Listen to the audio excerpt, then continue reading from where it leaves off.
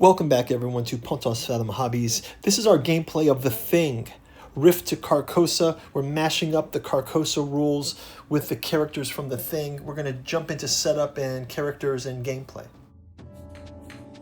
Okay, so we're going to jump into a little experiment here. This is our Outpost 31, the Rift to Carcosa. I've got the miniatures from The Thing, Infection at Outpost 31.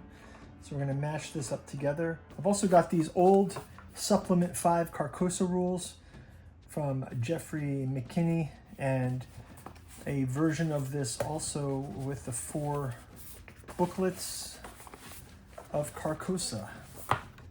So we're going to do The Thing, Rift to Carcosa. The premise is, it's basically the characters of The Thing movie, but when they've gone, instead of going to find the thing in the alien craft, that alien craft, so as we know, there was a base from the Thing, and the base is where sort of our characters begin.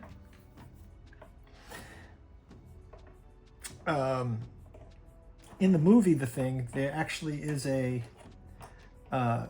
journey that they take across the ice, which we'll sort of represent here, journey across the ice. And then they actually go to the crashed saucer site, where they found that the Thing was actually excavated. Except in this world, in our journey to the crashed saucer site, we're going to find a rift to Carcosa. If you'd like to support the channel, we've got a bookstore link down in the description where you can check out the 6 volumes of the Cat 2 journals out of Lovecraft's Providence, also available in the hardcover omnibus edition. We've got the Dirges of the Alabaster Kings, the Saturnalis Thralmorin, and the Lost Cypria, as well as our artificial psychoanalysis of desiring machines. Pick up our Alchemy and Anthroposophy in the Dune Saga, as well as our Alchemical Courtship in the Dreamland Saga, of volume 1 of which is soon to be adapted into the Celophaeus comic book series. Go check out our Patreon for more details on that. Thank you all for your support. Check out the bookstore link in the description. Now back to the show. So let's go ahead and start with that. I've printed out a bunch of material here to help us out. My intro here says, this is not a recreation of a film nor a replay of a board game. It's a short-form role-playing experiment built on the familiar pieces taken somewhere. We begin in Antarctica, isolation, cold. The team from Outpost 31 travels to investigate the crashed craft beneath the ice. There are no expectations of heroism. There are no ones chosen. There's no containment, measurement, or survival. Something in the ice is older than containment. So the campaign will unfold across 6 episodes, transitioning from the grounded realism into cosmic rupture. The rule work is drawn from Carcosa. So let's kind of take a look at what that's going to look like. Basically, our characters, there's 2 classes of characters in the old Carcosa rules. You could be a fighting person, a fighting man, or a magic user. So basically what I've done is I've had the machinery split our characters by, obviously right now none of them are fighting men or magic users, but as they transition to Carcosa, we're going to see that MacCready, Clark, Childs, Nails, Gary, and Norris. Here's MacCready, for example. MacCready, our favorite, one of our favorites. We've also got Childs here.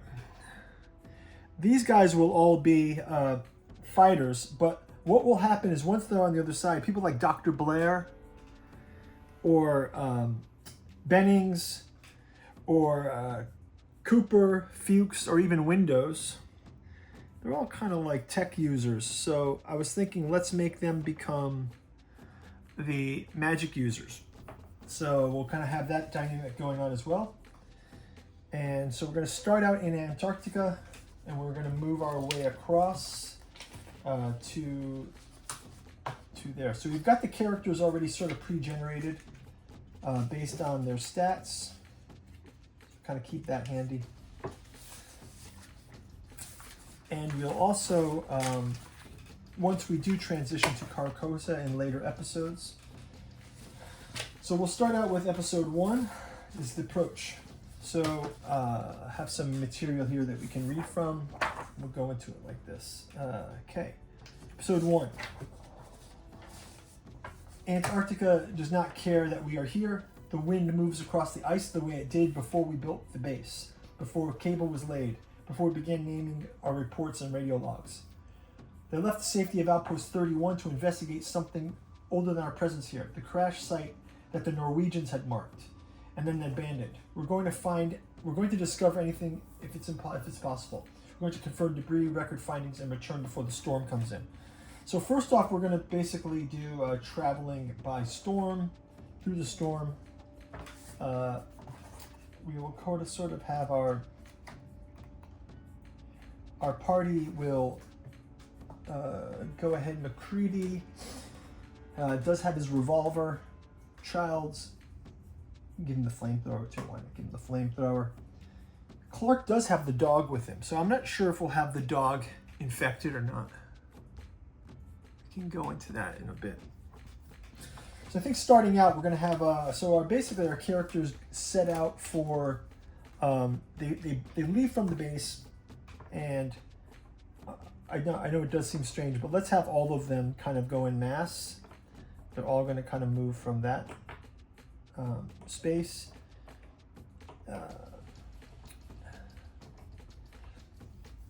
I think the scenario could be something like this. Let's say the Norwegian copter did come chasing the dog.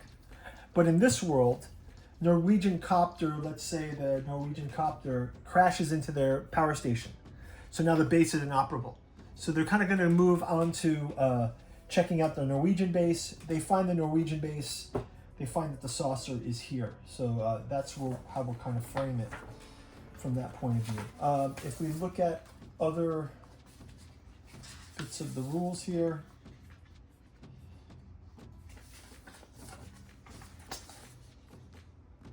Norwegian discovery. The team is leaving Outpost 31 to confirm the location of the crashed object. So the crew is moving across. We'll roll a die.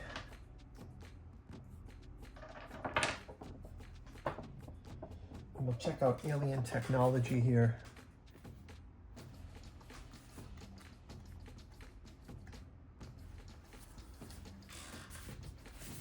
This is the maps. Monsters and treasures. Do we have alien tech here?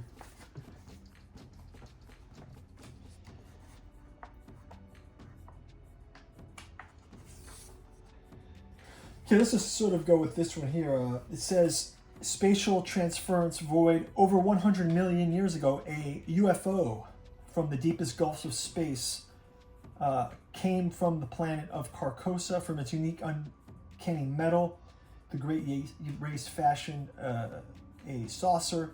Its appearance in the spatial transference void is roughly,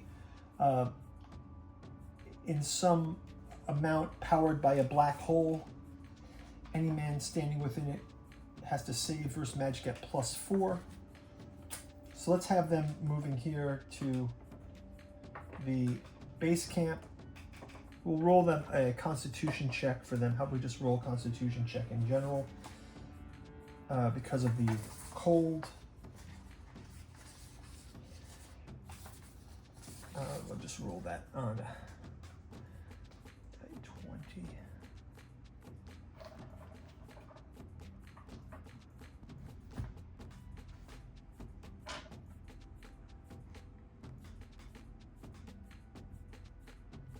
Got 24.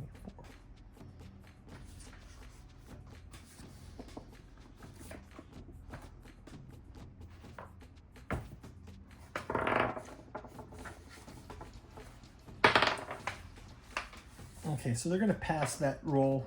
So they were able to make it through the tundra without any occurrence. Now they've come across the ice is carved in a radical pattern, as if something did not want to be settled. Nearby, a human-sized block of ice has been clearly removed. Whatever has gone inside, no tracks lead away from it. only wind-scorched emptiness. They measure the hull. The numbers disagree with the photographs taken from the orbit. The ship seems larger than the measurements. So the approach. We've got the 12 characters here. McCready, Clark, Childs, Knowles, Gary, Norris. They are our magic. They are our fighters. Once they go through the rift, Dr. Blair, Cooper, Windows, Fuchs, and Benning will be our magic users. They've done an equipment check. Let's roll for Windows, the radio operator. Windows is able to detect radiostatic anomalies. So let's see what those anomalies kind of show us. Radiostatic anomalies.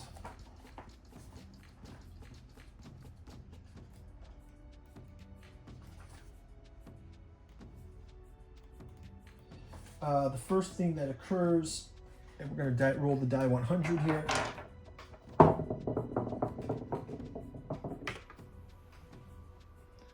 And we get a 4.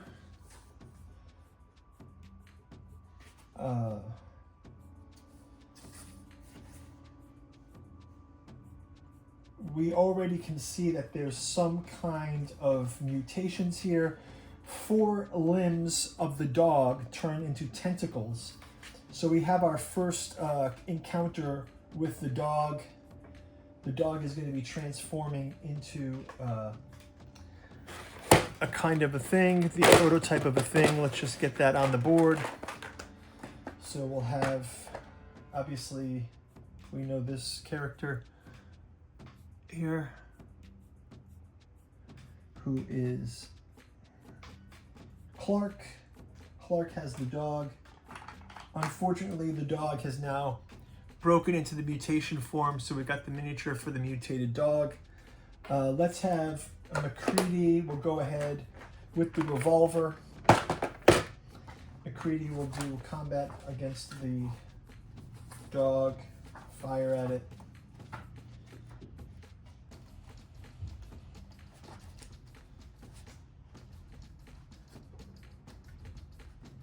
Okay, so attack. Okay, it says roll damage. Now your character has addition to his dice. Your player has a roll of hit dice, so has 15. So he's going to make a roll here with the die.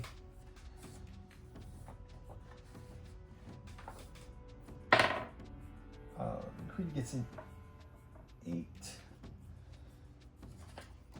Check the table. Okay, that's not going to hit, but maybe we can have Childs hit. McCready's going to go. We'll have, actually, we'll have Gary. He's also got a sidearm. Gary can go also. Gary's going to hit wounded. He's going to use a die 8 for the damage here. And he's able to, he shoots the dog. And the dog is going to be out for that. So we've gotten the dog removed. Clark is not happy with it, so he'll move on. Okay, so we've gotten the first mutation on the board. Let's go with the rest of the episode. It says,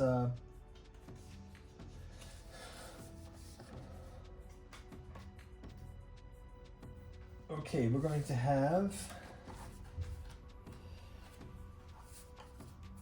So we've got the weather is getting worse outside. We have a weather note here. It says, so basically into the snow travel, there's a whiteout coming, and they're having some mechanical malfunction with the cat that they came out here on. So they also discovered the Norwegian camp was burnt out on the way. So the only thing that they found that's a bit different from in the movie is they've actually burrowed into not only a human-sized patch, but a portal through to enter into the UFO. So they're going to traverse into the crash site. So as the team passes through the ice patterns, they find that the craft's hull is significantly larger than the measurements show. So the block of ice has been blasted out. They're also noticing the cat malfunction some of their flashlights and other weapons, those things are not malfunctioning. So the only thing they've got working are hand-to-hand weapons, the bullets they have left in their guns, and after that, they're out of luck. So they are going to decide to go into the doorway that leads through this tunnel and into the craft. And we will jump into the exploration of inside the saucer in episode number 2. Guys, thanks for watching. We'll see you next time in the Carcosa gameplay. Talk to you next gameplay. Bye-bye.